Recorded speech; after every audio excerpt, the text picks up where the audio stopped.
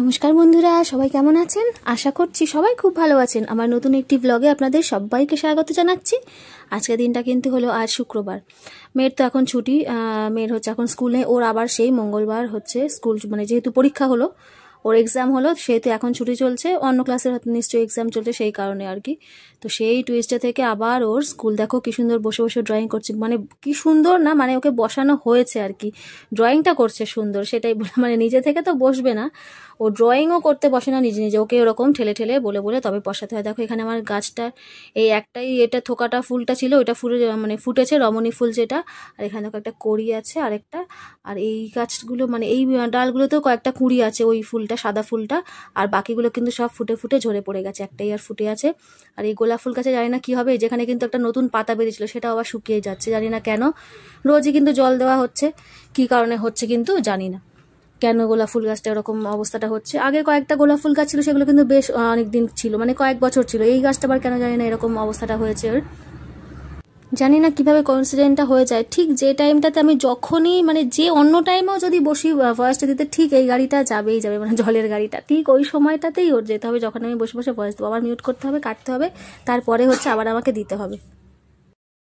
তো দেখো টিফিনে বানিয়ে নেবো চাউমিন, আলু, ডিম, পেঁয়াজ দিয়ে, কাঁচা লঙ্কা দিয়ে। এটা কিন্তু চাউমিনটা বানিয়ে নিয়েছি, সবাই খাবো আমরা। ছোটো মার জন্য ভাত করে নিয়েছি, ওই জন্য তো সিদ্ধ ভাত করি, কয়েকদিন করিনি মাঝখানে, মানে আগের দিন যেমন ম্যাগি খাইয়ে দিয়েছিলাম, তো আজকে আবার ভাত করলাম।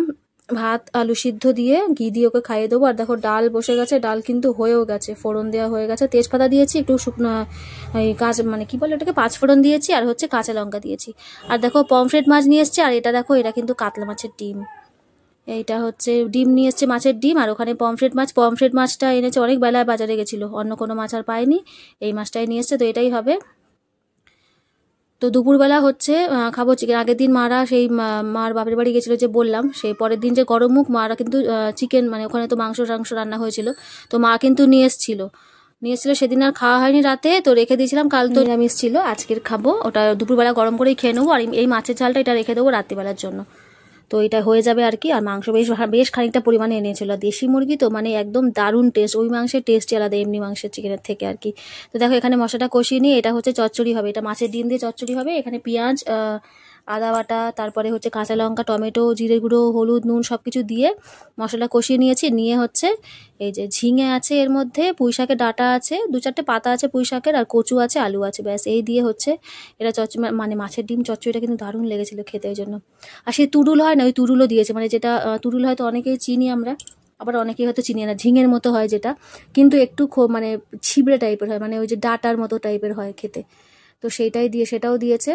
দেখো এখানে মাছের ডিমগুলো ভেজে রেখেছিলাম আমি, সেগুলো কিন্তু হাতে করে একটু ভেঙে ভেঙে দিচ্ছি, কয়েকটা এরকম গোটা গোটা ভেঙে দেবো, মানে একটু বড় বড় সাইজের থাকবে, আর একটুখানি একদম গুঁড়ো করে দেবো। ওর বাবা একটু গুঁড়ো করে মানে ঘেটে দিলে বেশ মানে খেতে ভালোবাসে আর কি, তো সেই জন্য, মার আবার গোটা গোটা ডিম পছন্দ, সেই জন্য আর কি একটু গোটা দেবো আর একটু ভেঙে ভেঙে দেবো আর কি এর মধ্যে।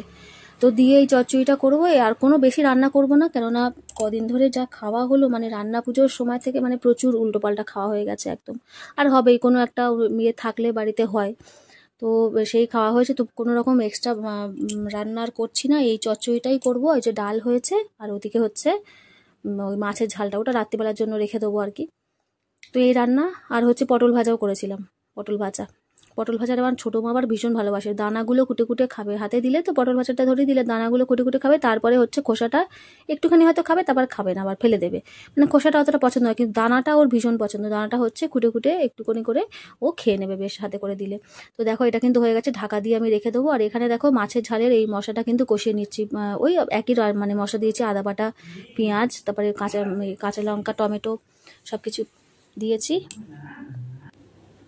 তো দিয়ে যে জল দিয়ে দিলাম, মাছের ঝাল তো বেশি আর ঝোল হবে না, অল্পই জল দিলাম, আলুটা জাস্ট সিদ্ধ হবে, মাছটা মানে দিয়ে দেবো, দিয়ে নামিয়ে নেবো। এই হচ্ছে মাছের ঝাল আমার একদম রেডি। এই দেখো মাছগুলো কিন্তু ভেজে রেখে দিয়েছি, ওই জন্য কিন্তু মাছটা অল্প পরিমাণে এনেছে, যেহেতু একবেলায় চিকেন খাওয়া হবে সেই কারণে।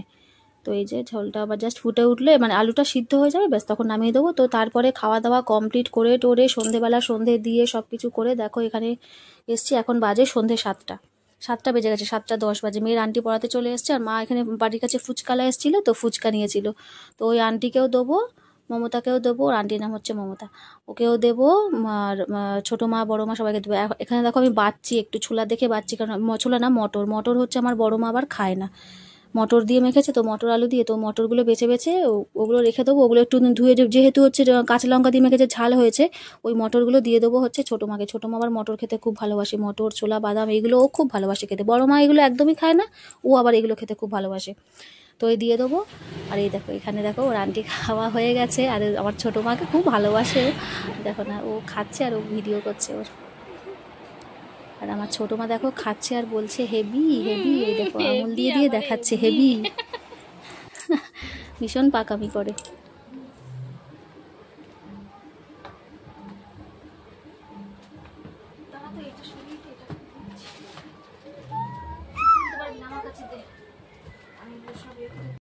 না আসো, বাহ বাহ কি সুন্দর দোলনা চড়ছে। নানু ভাত খাওয়া হয়ে গেছে? ভাত খেয়ে নিয়েছো? তুমি আজকে গুড গার্ল হয়েছো। ও বাবারে, ওরে বাবারে, দিদি আরও ভাত খাওয়া হয়ে গেছে, দিদি আর তুমি দুজনেই গুড গার্ল। দেখ এটা কার হাত, এই এটা কার হাত? ম্যাডামের। আচ্ছা তোমাকেই দেখাবো, তোমাকেই দেখাবো না, এত জোরে দোলনা দুলছো, ওরে বাবা, ওরে বাবা, এই ওই দেখ, দেখেছিস আমাকেই ছুটে মারছে, দেখ অবস্থা, দেখ অবস্থা খুবই সোজা।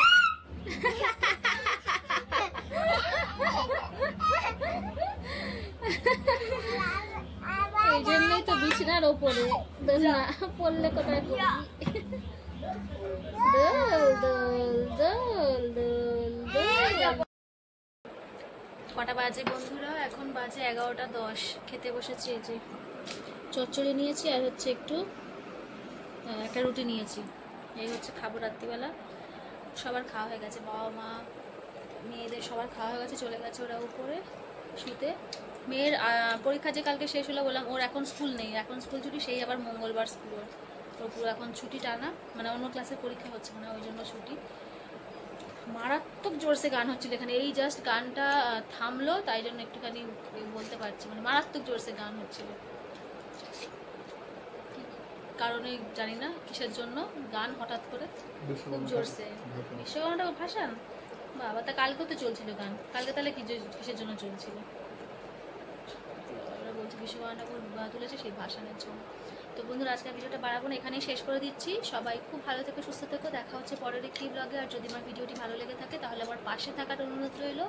আজকের মতো এখানেই, সবাইকে নমস্কার।